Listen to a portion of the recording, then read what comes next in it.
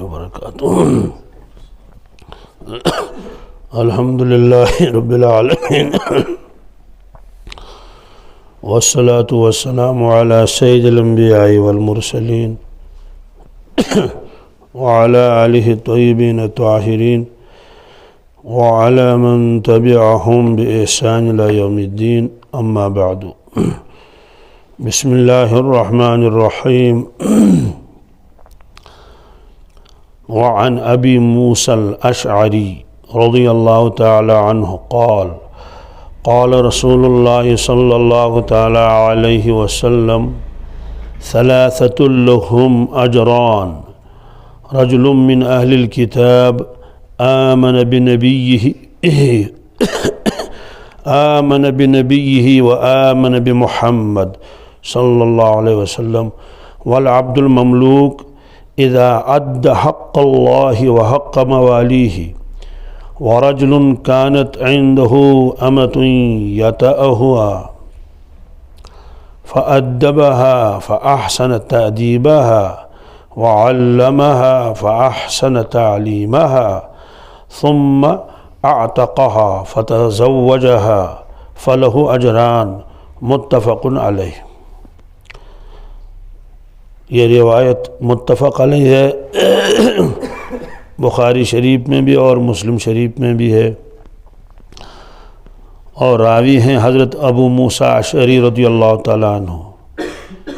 ان کو اشعری اس لیے کہتے ہیں، ایک قبیلہ تھا قبیلہ اشعر، یہ یمن کا ایک قبیلہ ہے، اس کی طرف ان کی نسبت ہے۔ قرآن شریف بہت بہترین پڑھتے تھے، مکہ مکرمہ آ کر ایمان قبول کیا، پھر پہلی ہجرت انہیں حبشہ کی طرف کی۔ اس وقت اللہ کے نبی صلی اللہ علیہ وسلم نے ہجرت نہیں فرمائی تھی خود، اور یہ کچھ احباب انہوں نے ہجرت کی تھی حبشہ کی طرف۔ پھر جب سن 7 ہجری ہوا اور خیبر فتح ہوا، اس سال یہ واپس تشریف لائے اصحاب سفینہ کے ساتھ اور مدینہ طیبہ آئے۔ تو یہ 2 ہجرتوں والے ہیں، ذو ہجرتین ان کو کہتے ہیں۔ حضرت عمر فاروق رضی اللہ تعالیٰ عنہ نے ان کو بصرہ کا والی مقرر کیا تھا، گورنر، اور اتنے قابل تھے یہ، اللہ تعالیٰ نے ان کو اتنی خوبی عطا فرمائی تھی۔ حضرت عمر فاروق رضی اللہ تعالیٰ نے ایک قانون بنایا تھا کہ کسی بھی عامل کو 1 سال سے زیادہ وہاں رہنے کا موقع نہیں دیا جائے گا، بدلا جائے گا عامل، یعنی 1 سال کے لیے عامر مقرر کیا جاتا تھا، لیکن ان کو مسلسل 4 سال تک حضرت نے وہاں عامل رکھا۔ پھر حضرت عثمان غنی رضی اللہ تعالیٰ نے ان کو کوفہ بلایا اور کوفہ کا والی مقرر کیا، اور اس زمانے میں انہوں نے کئی شہروں کو فتح بھی کیا۔ بہرحال سن 52 ہجری میں 62 سال کی اس وقت ان کی عمر تھی، اس میں انتقال فرمایا۔ تو یہی راوی ہیں اس حدیث کے۔ فرماتے ہیں، ارشاد فرمایا حضرت رسول اللہ صلی اللہ علیہ وسلم نے، 3 اشخاص ایسے ہیں ان کو اللہ تبارک تعالی ہر عمل پر دگنا ثواب دیتا ہے، ڈبل مزدوری۔ یعنی عام لوگ نماز پڑھتے ہیں، انہوں نے بھی نماز پڑھ لی، عوام کو دوسرے لوگوں کو جتنا ثواب ملے گا ان کو اس سے دگنا ملے گا۔ کوئی روزہ رکھے گا، یہ بھی روزہ رکھیں گے، یہ 3 اشخاص ہر چیز میں دگنی مزدوری ان کو ملے گی۔ سبحان اللہ پڑھیں گے تو اس میں بھی ڈبل مزدوری، الحمدللہ پڑھیں گے اس میں بھی ڈبل مزدوری، اور صدقہ خیرات کریں گے اس میں بھی ڈبل مزدوری۔ یہ 3 حضرات کون ہیں اور ان کی کیا خصوصیت ہے جس کی وجہ سے ان کو یہ بتایا گیا ان کو ثواب زیادہ ملے گا؟ پوری زندگی ایسا ہی ہے، ہر عمل کا ثواب۔ فرمایا کہ لہم اجران۔ پہلا شخص کون ہے؟ رجل من اہل الکتاب آمن بنبیہ وآمن بمحمد صلی اللہ علیہ وسلم۔ ایک وہ شخص جو پہلے اہل کتاب میں سے تھا۔ اہل کتاب کہتے ہیں وہ لوگ جن کو اللہ کی جانب سے کتاب ملی تھی، اس سے مراد ہوتے ہیں یہود اور نصارہ۔ قرآن پاک نے ان کو اہل کتاب بھی فرمایا اور بنی اسرائیل بھی فرمایا، یا بنی اسرائیل، یا بنی اسرائیل، جگہ جگہ قرآن پاک میں ہے۔ اور ایک سورت کا نام بھی ہے سورہ بنی اسرائیل، اور اہل کتاب بھی ان کو کہتے ہیں، جگہ جگہ ہے قُلْ يَا أَهْلَ الْكِتَابِ تَعَالَوْا إِلَىٰ كَلِمَةٍ سَوَاءٍ بَيْنَنَا وَبَيْنَكُمْ۔ تو اہل کتاب بھی انہی کو کہتے ہیں اور بنی اسرائیل بھی انہی کو کہتے ہیں۔ اور جب کہیں گے یہود و نصارہ، وہ بھی یہی ہیں۔ یہود ان کو کہتے ہیں جو موسیٰ علیہ السلام کو اپنا نبی مانتے تھے اور اسی شریعت کو ہمیشہ کے لیے مانتے تھے کہ اب یہ شریعت منسوخ نہیں ہوگی، یہ یہود۔ اور اس کے بعد جب عیسیٰ علیہ السلام تشریف لائے تو انہی بنی اسرائیل میں سے بہت سارے لوگ جو مسلمان ہو گئے، یعنی عیسیٰ علیہ السلام پر انہوں نے ایمان لایا، تو ان کو پھر الگ نام دیا گیا نصارہ۔ اب یہ گویا 3 نام ہیں۔ اہل کتاب جب بولیں گے یہی مراد ہوتے ہیں یہود و نصارہ، جب بنی اسرائیل بتائیں گے تب بھی مراد ہوتا ہے یہی یہود و نصارہ، جب یہود و نصارہ کہیں گے تب بھی یہی مراد ہے۔ اس لیے یہاں فرمایا کہ من اہل الکتاب، وہ شخص جو اہل کتاب میں سے تھا، آمن بنبی ہی، وہ اپنے نبی پر ایمان لا چکا تھا۔ تو اہل کتاب جب بتایا گیا تو وہ یہودی بھی ہو سکتا ہے اور نصرانی بھی ہو سکتا ہے، یعنی وہ اپنے نبی کی شریعت پر چل رہا تھا، اس کے ساتھ اس کو محبت بھی تھی اور اسی کو حق سمجھتا تھا اور ذریعہ نجات اسی کو سمجھتا تھا۔ اس کے بعد جب تشریف لائے حضرت رسول اللہ صلی اللہ علیہ وسلم، تو اس کو اللہ نے ایسی وسعت عطا فرمائی تھی، اس نے تورات کو دیکھا، انجیل کو دیکھا کہ بھائی اس میں تو اور ایک نبی کا بھی تذکرہ آ رہا ہے جو آخری نبی ہوں گے اور ہماری شریعت کو منسوخ کر لے گا، اس لیے مجھے تو اس پر بھی ایمان لانا چاہیے۔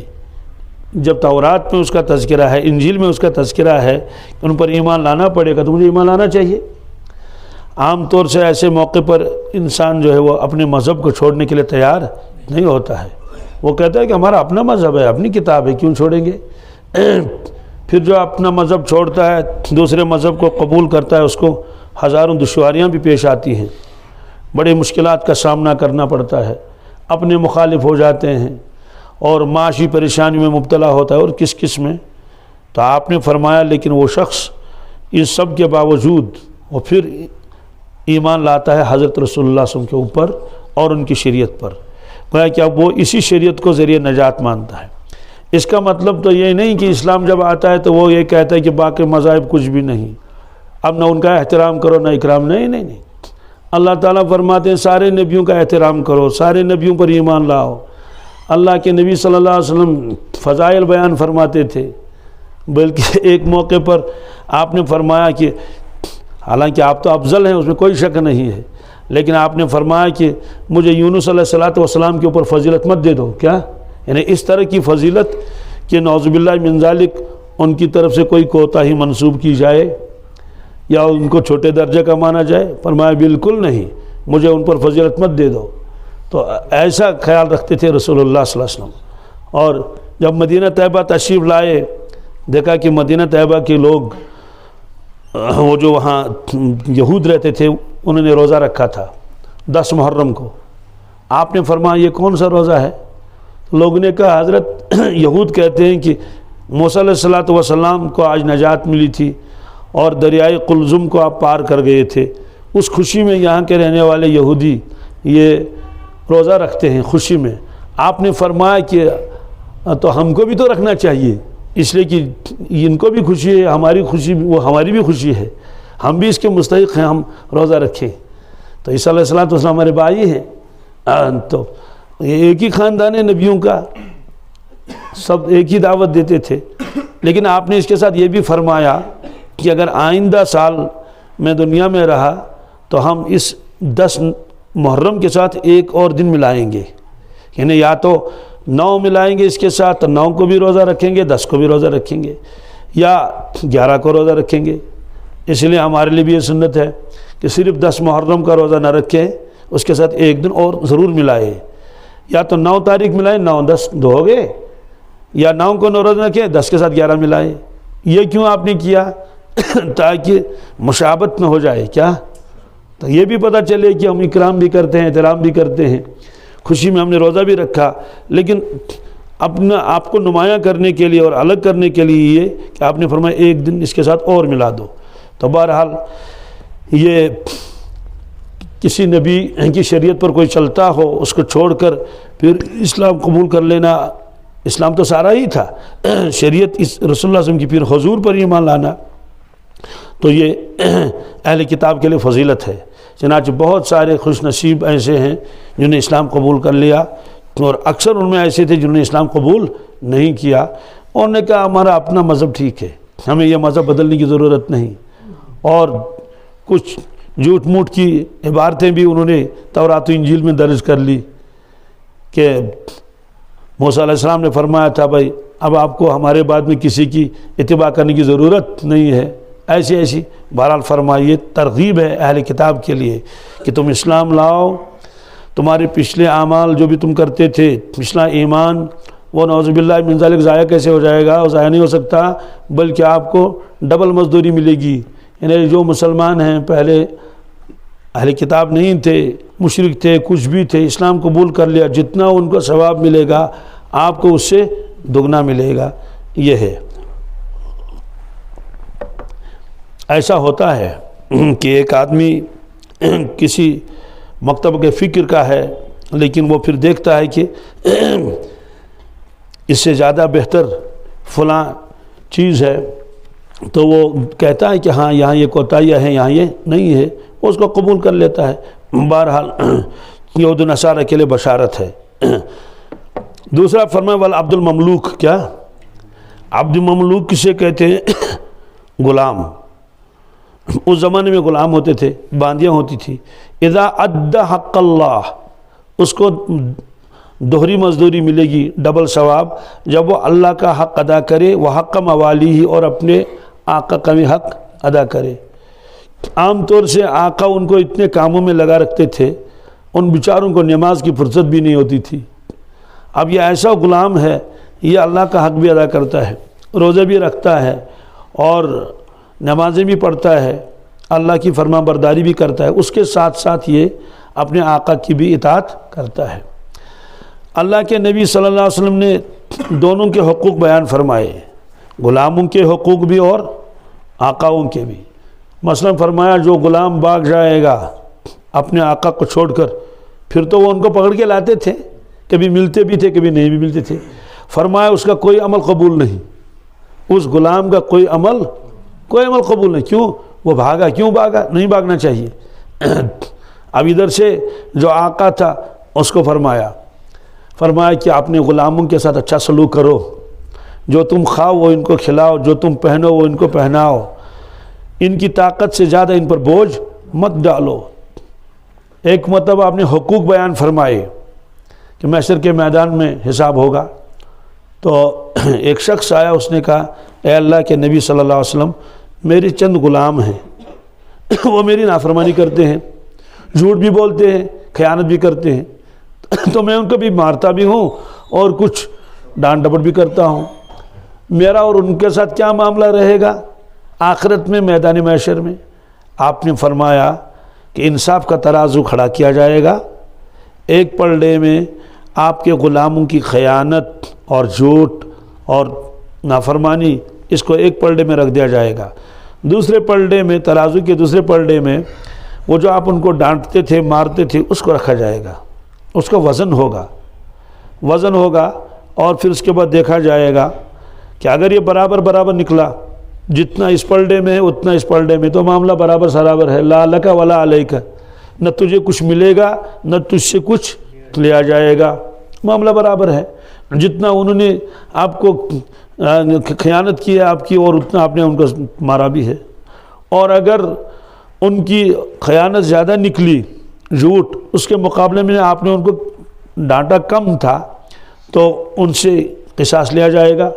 ان کے نام عامل میں جو نیکیاں ہیں وہ لے لی جائیں گی، بقدر حق آپ کو دیا جائے گا. اور اگر آپ کی ڈانٹ ڈپٹ زیادہ نکلی، انہوں نے اتنی خیانت نہیں کی تھی، نافرمانی نہیں کی تھی، آپ ان کو مارتے تھے، تو پھر آپ سے ان کا حق لیا جائے گا، آپ کی نیکیاں لے کر ان کو دے دی جائیں گی۔ اب وہ تو صحابی تھے اور سنا رہے ہیں رسول اللہ صلی اللہ علیہ وسلم کو، یہ کوئی کتاب تھوڑی پڑھ رہے تھے کہ کوئی مولانا صاحب کہہ رہے تھے، اللہ کے نبی صلی اللہ علیہ وسلم جو فرمایا حق، تو یقین بھی تھا اس صحابی کو۔ تو روایت میں فتحن الرجل، وہ شخص پہلے سامنے بیٹھا تھا رسول اللہ علیہ وسلم کے، پھر وہ ادھر کو ہٹا اور رونے لگا اور ہائے کرنے لگا کہ میرا کیا ہوگا، میں تو ہلاک ہو گیا، میں تو برباد ہو گیا، میں محشر میں کیا کروں گا، کیونکہ مجھے تو یہ معلوم نہیں ہے ان کی زیادتی میرے ڈانٹ ڈپٹ کے مقابلے میں نکلے گی یا میری ڈانٹ ڈپٹ۔ تو وہ سوچنے لگا میں کیا کروں گا، اور آج تک بھی بہت کچھ ہوا ہے۔ تو وہ واپس آ گیا، اس نے کہا اللہ کے نبی صلی اللہ علیہ وسلم آپ گواہ رہیں، کیا مجھے اور کوئی شکل بچنے کی نظر نہیں آتی، کیونکہ وہ اپنا رویہ چھوڑیں گے نہیں، مجبوراً مجھے کچھ نہ کچھ ڈانٹ ڈپٹ کرنی پڑے گی، میں کب تک برداشت کروں گا، آپ گواہ رہیں میں نے ان سب غلاموں کو آزاد کر دیا، نہ رہے بانس نہ بجے بانسری، بس مجھے ان غلاموں کی ضرورت ہی نہیں ہے جو میری پکڑ ہوگی محشر کے میدان میں۔ آپ نے فرمایا کہ آپ نے قرآن پاک کی آیت نہیں پڑھی وَنَزَعُ الْمَوَازِنَ الْقِسْطَ لِيَوْمِ الْقِيَامَةِ، قیامت کے دن انصاف کا ترازو کھڑا کر دیا جائے گا۔ اس نے کہا تھا آپ گواہ رہیں، کیا؟ تو سب کو انہوں نے آزادی کر دیا۔ سوال اس سے کیا ہوگا؟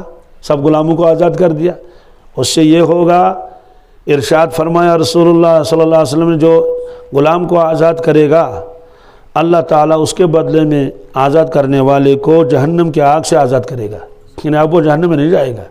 تو اس نے ایک غلام نہیں کئی غلاموں کو آزادی کر دیا، وہ اس سے پہلے جو کوتاہی ہوتا ہے وہ سب معاف ہو جائے گی، اب تو آزادی کر دیا ان کو۔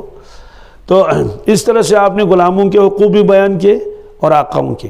اس میں فرمایا وہ غلام جو اللہ کا حق بھی ادا کرتا ہے اور اپنے مالک کا حق بھی ادا کرتا ہے اس کو ڈبل مزدوری ملے گی۔ اس حکم کو اگر ذرا ہم عام کریں، کیا آج بھی یہ ہو سکتا ہے؟ کیا ایک آدمی مزدوری کرتا ہے، وہ مزدوری بھی کرتا ہے وہ نماز بھی پڑھتا ہے، ایک آدمی سرکاری ملازم ہے اپنے دفتر کے کام بھی پورے کر لیتا ہے اور اس کے ساتھ اپنی ظہر کی نماز بھی پڑھ لیتا ہے، اس میں کوتاہی نہیں کرتا۔ تو اس طرح سے اور دوسرے جو یہ دستکار ہوتے ہیں اور بڑائی ہے نجار ہے اور کون کون ہے، یہ دوسروں کے یہاں کام پر ہوتے ہیں، اپنی نماز بھی پڑھ لیتے ہیں اور اپنا کام بھی کر لیتے ہیں، تو ان کو ڈبل مزدوری ملے گی۔ گویا انہوں نے اللہ کا بھی حق ادا کر لیا اور جس کے ماتحت رہ کر کام کرتے ہیں یا مزدوری کرتے ہیں ان کا حق بھی ادا کر لیا۔ اس کو اگر عام مانا جائے گا تو مزدوروں کو تو ڈبل مزدوری ملے گی، تو ان کا دل بھی خوش ہو گیا، تو غلام خوش ہو گئے کہ واہ واہ سبحان اللہ، آقا کو تو سنگل مزدوری ہے اور غلام کو ڈبل مزدوری ہے۔ تو یہ دو شخص آ گئے۔ تیسرا شخص ہے وَرَجُلٌ كَانَتْ عِنْدَهُ أَمَةٌ يَتَأُهَا، کہ تیسرا شخص وہ ہے اس کے پاس ایک باندی تھی، وہ باندی اس کی خدمت وغیرہ کرتی تھی، اور باندیوں کی کوئی بیچاروں کی کوئی حیثیت ہی نہیں ہوتی تھی۔ اس زمانے میں تو ان کو بہت ہی حقیر اور کیا کیا سمجھا جاتا تھا۔ اب اس شخص نے اتنا احسان کیا، اس نے اس کو پڑھایا، اس نے اس کو فَأَدَّبَهَا فَأَحْسَنَ تَأْدِيبَهَا، بہترین ادب دیا اس کو، تعلیم دے دی اس کو پڑھایا، وَعَلَّمَهَا، سکھایا اس کو، تو فَأَحْسَنَ تَعْلِيمَهَا، تعلیم بھی اعلیٰ درجے کی دی، تعلیم بھی اعلیٰ کر دی، جیسے اپنے بہن کو آدمی تعلیم دیتا ہے، اولاد کو اپنی تعلیم دیتا ہے، اس طرح سے اس باندی کے سلوک کیا، تو بہت احسان کیا اس کے اوپر۔ ثم اعتقها، پھر اس سے کہا جاؤ تم آزاد ہو جاؤ، تو سبحان اللہ آزاد بھی ہو جائے گی تو لیکن اس کا ٹھکانہ ہی کہیں نہیں، یا تو اس کو کسی اور سے شادی کرنی ہے تبھی تو اس کا گھر آباد ہوگا۔ انہیں اور قربانی دے دی، فتزوجہا، اس کے ساتھ خود نکاح کیا، اس کے ساتھ خود نکاح کیا۔ اب باندیوں کے ساتھ نکاح کرنا یہ بڑے شریف آدمیوں کے لیے تو بہت مشکل تھا، تو اس نے یہ ساری قربانیاں دے دی، اس کو تعلیم بھی دے دی، اس کو سکھلایا بھی، اس کو ادب بھی دے دیا، پھر آزاد بھی کر لیا، پھر اس سے نکاح کیا۔ کوئی اس سے پہلے وہ ایک خادمہ تھی، ایک نوکرانی تھی، ایک باندی تھی اس گھر میں، اب تو یہ مالکن بن گئی، کیا بنے گی؟ مالکن نہیں کیوں بن گئی؟ اب تو بیوی ہے نا، ہم اس کو تو کہتے ہیں گھر والی، تو یہ گھر کی مالکن بن گئی۔ اور اگر اس کے بعد اللہ نے اولاد بھی دے دی تو ظاہر سی بات اب تو سارا گھر اسی کا ہے، یہ تو اولاد کی ماں بن گئی، اس لیے فرمایا اس کو بھی ڈبل مزدوری ملے گی۔ تو اس میں ترغیب ہے، کیا اس میں ترغیب ہے اہل کتاب کے لیے، اہل کتاب ایمان لاؤ، ایمان تمہیں دگنی مزدوری ملے گی اور جنت بھی ملے گی، اعلیٰ درجے ملیں گے۔ اور مملوک کو یہ ہے کہ تم یہ نہ سمجھو کہ ہم مملوک ہیں، ہم اللہ کا حق کیسے ادا کریں گے، نہ نماز پڑھے، نہ کچھ کرے، نہ تلاوت کرے، نہیں، ایسا مت کرو، بلکہ تم اپنے آقا کی بھی خدمت کر لو اور اللہ کی بھی عبادت کر لو، تمہیں ڈبل مزدوری ملے گی۔ وہ بہت خوش ہو گئے، ان کو ہمت مل گئی۔ تیسری چیز فرمایا کہ لوگ اپنی باندیوں کے ساتھ ایسا ہی معاملہ کریں، ان کو حقیر نہ سمجھیں، ان کو ہے تو وہ انہی کے ہاتھوں میں ہیں، لیکن بہرحال وہ بھی تو انسان ہیں، وہ بھی تو اولاد آدم ہیں، تو غلام باندیوں کے ساتھ اچھا سلوک کرنا، پھر اس کو ادب دینا، اس کو سکھلانا، اور صحابہ کرام نے یہ سب کیا۔ اور پھر کیا ہوتا تھا کہ غلام سے نماز پڑھواتے تھے، کس سے؟ بہت سارے غلام کے وہ عالم بن گئے اور قاری بن گئے، تو آقا پیچھے ہوتا تھا، اس سے کہتا آگے بڑھ، تو غلام آگے بڑھ کے اللہ اکبر کہتا، آقا پیچھے ہے، ایک ہی صف میں کھڑے ہوئے، محمود و ایاز، نہ کوئی بندہ رہا نہ کوئی بندہ نواز، صف میں ایک جگہ ہوتے تھے۔ یہ آقا ہے، اس کے بغل میں کیا ہے؟ غلام ہے، کندھے سے کندھا، جبکہ اس سے پہلے، اسلام سے پہلے یہ نہیں تھا، بلکہ اگر کوئی غلام اپنا پیر آقا کی اس دری پر اور قالین پر رکھتا تھا، اس کو سزا لگتی تھی۔ کیسی سزا؟ لوہے کو گرم کیا جاتا تھا اور پھر اس کو داغا جاتا تھا، اور اس کو غلاموں کے داغ کہتے تھے، غلام داغ، تو داغ دیتے تھے، داغ دیتے تھے۔ تو یہ اس کو اللہ تعالیٰ نے جو ہے اتنا دے دیا ان کو اسلام کی برکت سے۔ بہرحال یہ تین حضرات ہیں، ان کو ڈبل ڈبل مزدوری ہے۔ وعن ابی ہریرہ رضی اللہ تعالی عنہ قال اتى اعرابی النبی صلی اللہ علیہ وسلم فقال دلنی علی عمل اذا عملته دخلت الجنہ قال تعبد اللہ ولا تشرک به شیئا وتقیم الصلاة المکتوبہ وتؤدی الزکاة المفروضہ وتصوم رمضان قال والذي نفسي بيده لا أزيد على هذا شيئا ولا أنقص منه فلما ولى قال النبي صلى الله تعالى عليه وسلم من سره أن ينظر إلى رجل من أهل الجنة فلينظر إلى هذا متفق علیہ۔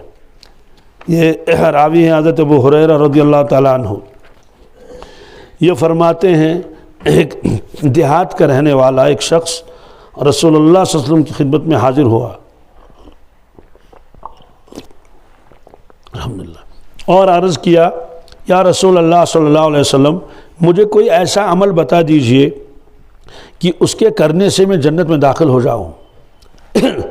آپ صلی اللہ علیہ وسلم فرمایا اللہ کی عبادت کرو، کسی کو اس کا شریک نہ ٹھہراؤ، فرض نماز پابندی کے ساتھ پڑھو، اور فرض زکوٰۃ ادا کرو، اور رمضان کے روزے رکھو، بس اتنا فرمایا اس کو۔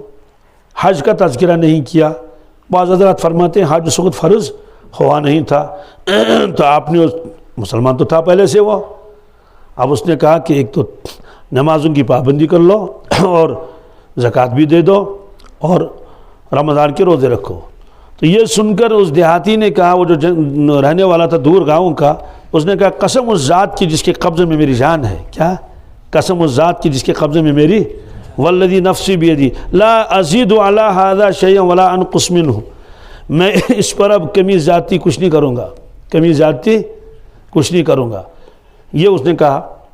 فلما واللہ، جب وہ چلا گیا مجلس سے، مختصر سوال کر کے چلا گیا، آپ نے فرمایا جس شخص کو خوشی ہو اس بات سے، یعنی جو شخص یہ چاہتا ہو کہ میں دنیا میں کسی جنتی کو دیکھوں، کس کو؟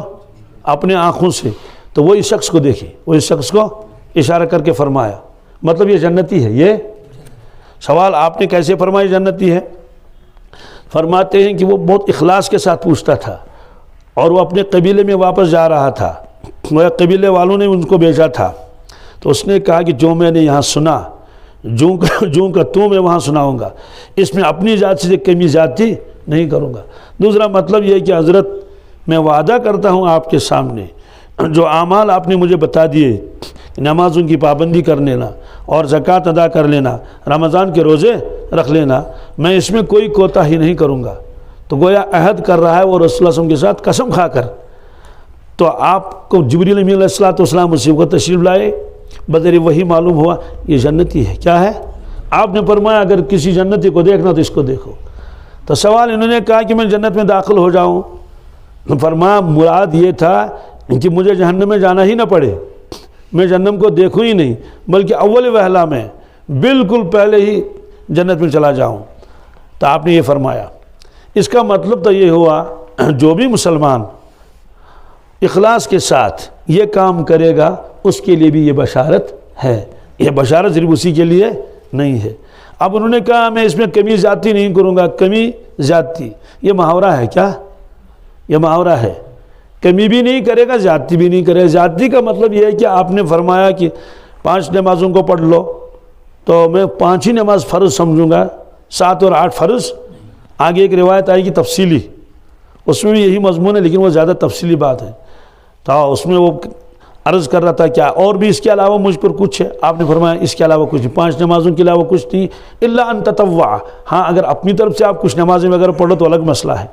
تو بہرحال یہ فرمایا کہ جس شخص کو تمنا ہو کہ وہ دنیا میں دیکھے کس کو، کسی جنتی کو، وہ اس جنتی کو دیکھ لے۔ اس میں 3 چیزوں کا تذکرہ ہے۔ ایک تو آیا کہ تعبد اللہ، کیا یہ امر کے معنی میں ہے، یعنی اللہ تعالیٰ کی عبادت کر لو اخلاص کے ساتھ۔ اور دوسرا یہ فرماتے ہیں لا تشرک بھی شیئا، اللہ کے ساتھ کسی کو شریک مت ٹھہراؤ۔ سوال وہ تو مسلمان تھا، وہ شریک کیسے ٹھہرائے گا؟ اس کی شرح لکھی ہے کہ شرک کی 2 قسمیں ہیں، کیا؟ شرک اکبر، شرک اصغر، بہت بڑا شرک اور چھوٹا شرک۔ چھوٹا شرک کس کو فرمایا گیا؟ ریا کو۔ کس کو؟ حدیث میں ان یسیر ریا شرکن، کہ تھوڑا سا ریا بھی آئے گا اعمال میں، یہ شرک ہے۔ گویا آپ فرماتے تھے کہ بڑے شرک سے تم بچے ہوئے ہو ہی، لیکن یہ جو چھوٹا شرک آ سکتا ہے اعمال کے بعد، اس سے بھی بچنا، اس سے بھی، تاکہ آپ کا عمل خالص رہے۔ تو بہرحال ان چیزوں پر جو بھی آدمی عمل کرے گا اس کے لیے یہ بشارت ہے۔